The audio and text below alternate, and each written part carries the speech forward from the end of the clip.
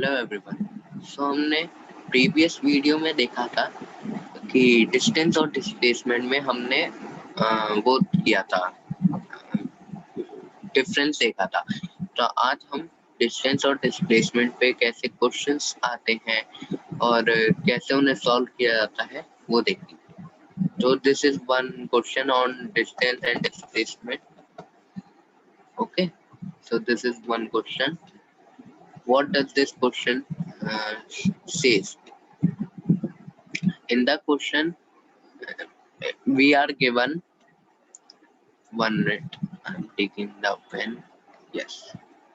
A man travels 1.5 meter of a man travels 1.5 meter of distance 1.5 meter of distance towards east. एक man है, वो 1.5 metre का distance पहले east की तरफ मूव करता है, देन 2.0 मीटर टुवर्ड साउथ. ठीक है, उसके बाद साउथ की तरफ 2.0 मीटर का डिस्टेंस ट्रेवल करता है and finally 4.5 metre towards east. उसके बाद फिर से वो ईस्ट में जाता है. Then what is the total distance? फिर हमें टोटल डिस्टेंस फाइंड करना है एंड हमें अब यहाँ पे टोटल डिस्टेंस फाइंड करना है एंड रिजल्टेंट डिस्प्लेसमेंट, डिस्टेंस और डिस्प्लेसमेंट को फाइंड करना है. तो अब हम आगे इसका सॉल्यूशन देखते हैं. अब देखिए, टोटल डिस्टेंस, एक मिनट इसे मैं क्लियर करूं. जैसा मैंने ऊपर डायग्राम बनाया था, डायग्राम के हिसाब से अब देखिए हम समझते हैं इसको. उसमें उसने बोला था कि मैन पहले 1.5 मीटर ईस्ट में जाता है. हमारे ऐसे डायरेक्शंस होते हैं, ऊपर होता है नॉर्थ, नीचे होता है साउथ, इधर होता है वेस्ट और इधर होता है ईस्ट, है ना. ऐसे डायरेक्शंस होते हैं. तो वो मैन पहले ऐसे ईस्ट को इधर को जाता है. कैसे? पहले वो इधर को जा रहा है ए पॉइंट से. ये ए उसका ओरिजिन पॉइंट है, ओरिजिनल पॉइंट है जहाँ से वो चल के जाता है. ए से वो पहले बी तक चल के जाएगा. ठीक है, एक मिनट. पहले वो ए से बी तक चल के जा रहा है. ठीक है, पहले वो यहाँ से ए से बढ़ के वो ए से जाता है, जाते जाते जाते जाते यहाँ से इधर को जाता है बी तक. ठीक है, बी तक गया. उसके बाद बी के बाद वो बी से यहाँ आगे बढ़ता है, बी से नीचे जाता है. उसके बाद बोला था then it moves 2.0 metre toward south. फिर वो 2.0 मीटर साउथ की तरफ बढ़ता है. Then it again then it finally लिखा था then it finally turn towards east 4.5 metre east. तो पहले वो ए से बी तक जाता है 1.5 मीटर, फिर बी से सी तक जाता है 2.0 मीटर, उसके बाद सी से डी तक जाता है 4.5 मीटर. ठीक है, उसके बाद हमें इसमें डिस्टेंस और डिस्प्लेसमेंट फाइंड करना था. तो अब हम डिस्टेंस और डिस्प्लेसमेंट फाइंड करते हैं. ये देखिए यहाँ पे दिया है ना क्वेश्चन में, डिस्टेंस और डिस्प्लेसमेंट को हमें फाइंड करना है. What is the total distance and what is the resultant displacement, है ना. तो अब हम फाइंड करते हैं. तो डिस्टेंस मैंने आपको बताया था actual path covered by an object, है ना. तो इसमें 1.5 metre plus 2.0 metre plus 4.5 metre, इन सबको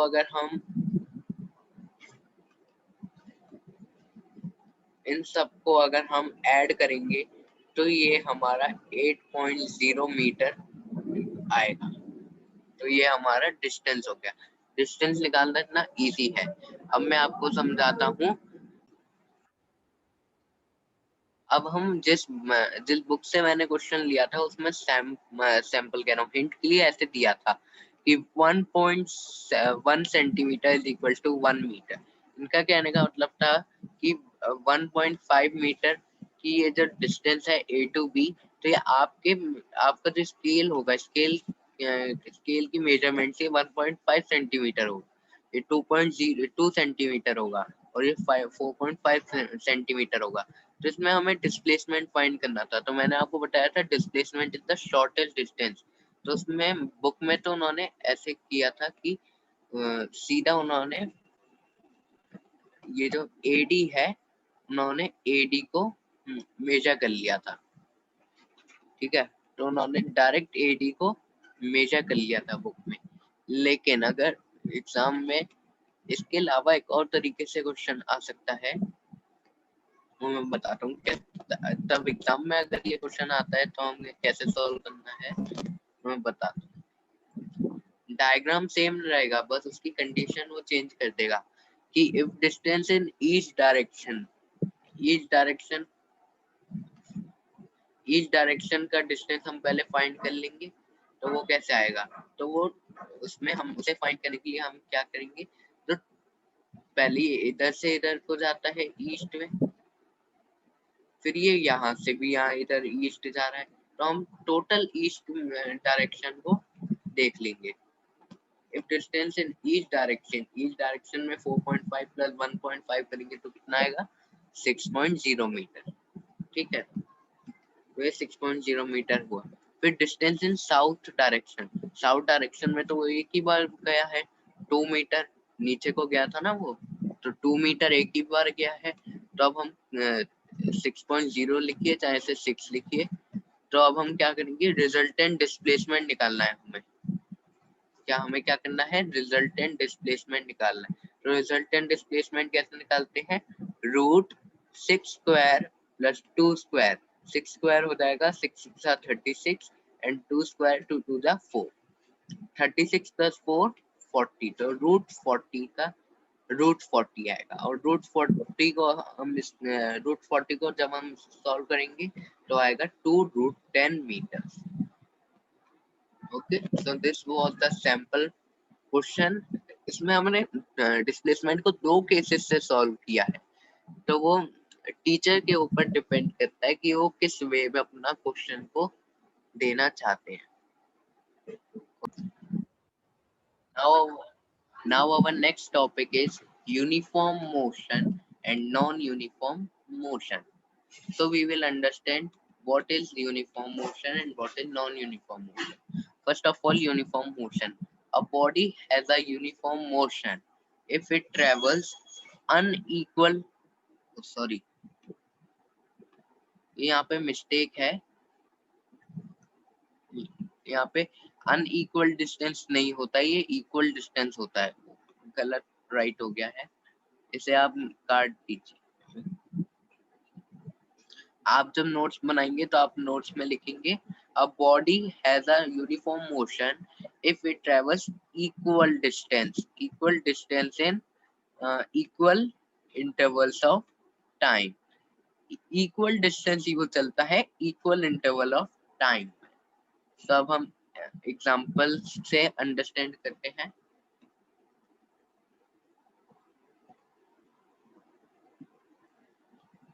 हाँ जी,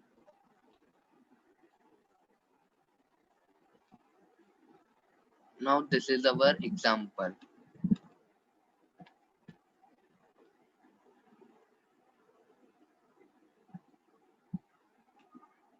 A car running at constant speed of 10 metre पर सेकेंड, एक कार है वो कांस्टेंट स्पीड पे चल रही है 10 मीटर पर सेकेंड की स्पीड पे, then it will cover equal distance. तो वो क्या नाम है, इक्वल डिस्टेंस चलेगी। तो वो कार इक्वल डिस्टेंस चलेगी 10 मीटर के डिस्टेंस से अगर वो चलती है पर सेकेंड। अगर वो पर सेकेंड में 10 मीटर चल रही है, then this motion will be uniform motion.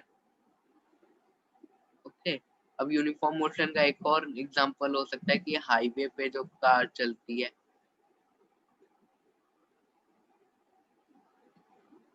ऐसे करके लिखना नहीं जा रहा है, एक मिनट। अब हम एक और लिख सकते हैं कि हाईवे पे जो कार चलती है, कार्स ऑन हाईवे, हम कह सकते हैं ना कि हाईवे पे जो कार चलती है वो भी तो चलती रहती है। जब बहुत ही टाइम बाद जब उसके अंदर कोई आगे कार दिखती है या कुछ होता है तभी वो रुकती है ना। तो हम उसको भी यूनिफॉर्म मोशन में कह सकते हैं कि हाँ, कार जो चलती है हाईवे पे हम उसको यूनिफॉर्म मोशन कह सकते हैं। अब आगे चलते हैं, इसका ग्राफ आता है आगे। ग्राफ भी बहुत ही इंपॉर्टेंट क्वेश्चन है, ऑब्जेक्टिव मार्क्स में या फिल इन द ब्लैंक्स में पूछा जाता है। The distance time graph for a uniform motion is a straight line. Uniform motion के लिए जो डिस्टेंस टाइम ग्राफ होता है वो ऐसे, सॉरी, डिस्टेंस टाइम ग्राफ के लिए जो डिस्टेंस टाइम ग्राफ के लिए जो डिस्टेंस टाइम यूनिफॉर्म मोशन के लिए जो डिस्टेंस टाइम ग्राफ होता है वो बिल्कुल ऐसे स्ट्रेट लाइन होता है। ओके, अब वही हमारा यहाँ पे भी लिखा है कि the distance time graph for uniform motion is a straight line. Uniform motion के लिए जो डिस्टेंस टाइम ग्राफ होता है वो स्ट्रेट लाइन होता है। सी द डायग्राम, जो हमारे पास ये डायग्राम बना हुआ है। Now our next topic is non-uniform motion. So what is non-uniform motion? A body is said to be in non-uniform motion. एक बॉडी तब नॉन यूनिफॉर्म मोशन में कही जाती है if it travels unequal distance in equal intervals of time. equal intervals, equal time interval में वो अगर unequal distance चलती है तो वो नॉन यूनिफॉर्म मोशन कहलाता है मोशन। ठीक है, अब हम इसका ग्राफ देखते हैं। इसका ग्राफ, पहले इसका एग्जांपल देखते हैं। Example, if we drop a ball we will observe that it covers unequal distance in equal intervals of time। ये देखिए, पहले जो बॉल होगी वो बॉल पहले धीरे धीरे जाए, ये देखिए, ये जो बॉल होगी पहले वो बहुत ही रेयर डिस्टेंस होगा। पहले इतना सा डिस्टेंस होगा, जरा सा, फिर इतना डिस्टेंस हुआ, फिर इतना डिस्टेंस हुआ, फिर इतना हुआ, फिर और बढ़ा, फिर और बढ़ा। अब आगे देखिए, फिर इसके बाद ये और ज्यादा इसका बढ़ा डिस्टेंस, फिर फाइनली और बढ़ा, फिर फाइनली वो जाके यहाँ पे ये ग्राउंड लेवल है, ग्राउंड पे जाके वो फाइनली टच होगी। ये ना ग्राउंड लिखा है ना। तो यहीं पे आप देखिए ये क्या स्टेटमेंट लिखी है, कवर्स अनइक्वल डिस्टेंस। तो ये बॉल जो है वो अनइक्वल डिस्टेंस को कवर कर रही है equal intervals of time. Equal interval of time में जब कोई ऑब्जेक्ट अनइक्वल डिस्टेंस कवर करता है तो उसे हम नॉन यूनिफॉर्म मोशन कहते हैं। अब हम इसका ग्राफ देखते हैं। ग्राफ में देखिए, डिस्टेंस टाइम ग्राफ में इसकी जो लाइन होगी ऐसे कर्व लाइन होगी नॉन यूनिफॉर्म मोशन में। ठीक है, वही हमारी स्टेटमेंट में लिखा है, the distance time graph, the distance time the distance time graph for a body having non-uniform motion is a curved line। okay? तो नॉन यूनिफॉर्म मोशन अगर है तो डिस्टेंस टाइम ग्राफ में उसकी जो लाइन बनेगी वो बनेगी। Our next topic is speed. Speed of a body gives us an idea of how slow or fast that body is moving। हम कहते हैं ना कि जब कोई बॉडी कम स्पीड पर चल रही होती है तो हम कहते हैं ना कि इसकी स्पीड कम है, स्लो स्पीड है इस कार की, या स्लो या फास्ट स्पीड है इस कार की, वो फास्ट का साइकिल चला रहा है या फास्ट कार चला रहा है। तो ये सब हम कहते हैं ना, वो उसकी हम स्पीड देखते हैं। लेकिन ये तो हो गई हम छोटे बच्चों की डेफिनेशन कि it gives an idea of how slow or fast a vehicle is moving, but in our ninth class ninth class की जो डेफिनेशन होती है वो होती है, it is defined as distance travelled by it per unit time. तो इसका formula देखिए क्या होता है, speed is distance travelled per unit time, distance upon time. तो आगे हमारी इक्वेशंस ऑफ मोशन भी आएंगी, तो उसके अंदर अब देखिए यहीं से हमारी मेन क्लास चालू हो जाती है। तो अब इसमें बच्चों को बहुत वो होता है, क्या बोलते हैं, बहुत कंफ्यूजन होता है। वो एस को स्पीड मान लेते हैं, एस स्पीड नहीं होता। हमने पिछली क्लासों तक पढ़ा होता है कि एस स्पीड है, लेकिन एस जो होता है वो डिस्टेंस ट्रेवल्ड को हम एस मानते हैं, स्पीड को हम वी मानते हैं, और टाइम टेकन टी होता है।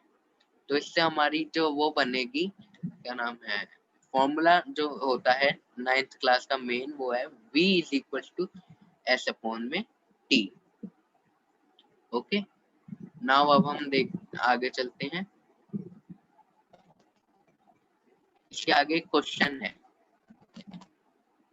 इफ अ कार ट्रेवल्स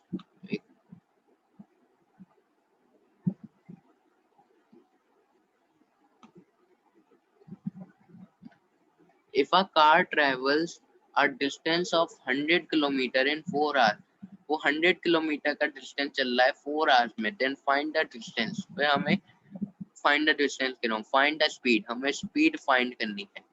तो v is equal to s upon t, हमने अभी अभी फॉर्मूला पढ़ा था, इसके अंदर पुट कर देते हैं। हमें स्पीड फाइंड करनी है, तो v is equal to 100 kilometre, distance दिया गया है हमें 100 किलोमीटर, अपॉन में टाइम है 4 आवर्स, तो हमारी स्पीड क्या गई 25 किलोमीटर पर आवर।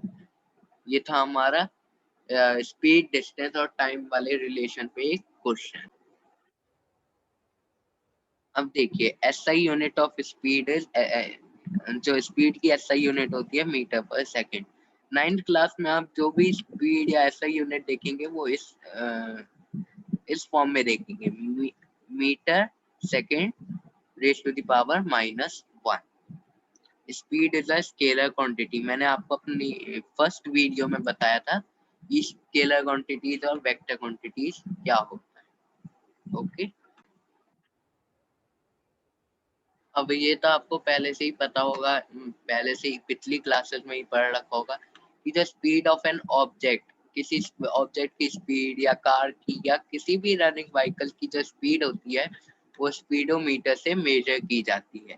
और जो डिस्टेंस होता है किसी भी कार या फिर रनिंग व्हीकल का, सॉरी, किसी भी व्हीकल का जो स्पीड डिस्टेंस होता है वो ऑडोमीटर से मेजर किया जाता है। अब मैं दिखाता हूँ स्पीडोमीटर और ऑडोमीटर होता कैसे।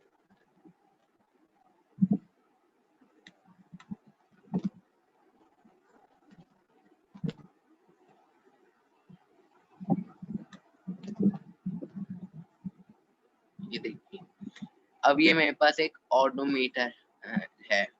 ऑडोमीटर ये असली का नहीं है, मैंने पेज पे ही बनाया है। तो अब देखिए इसके अंदर यहाँ पे हमारी ऐसे करके ये स्पीड शो होती है 0-20, इसके बीच बीच के नंबर इन्होंने मिस कर रखे होते हैं जिससे कि वो ज्यादा से ज्यादा स्पीड को शो कर पाए। ठीक है, तो यहाँ पे ये 0, 20, 40, 60, 80, 100, 120, 140, 160, 180, 200, ये हमारी सारी की सारी स्पीड है। ठीक है, तो अभी आप देखिए जो हमारी पॉइंटर है, जो हमारी इसका पॉइंटर है क्या है, जो ये कार का पॉइंटर है ये किस डायरेक्शन में है, 80 और 100 के बीच में है। सॉरी, यहाँ पे बीच में 90 भी आएगा, तो ये 85 किलोमीटर पर आवर की है। रुक जाइए मैं यहाँ पे बना देता हूँ ड्रॉ। यहाँ पे एक 90 है, 90 मान लीजिए इसे। ठीक है, ये 90 है यहाँ पे।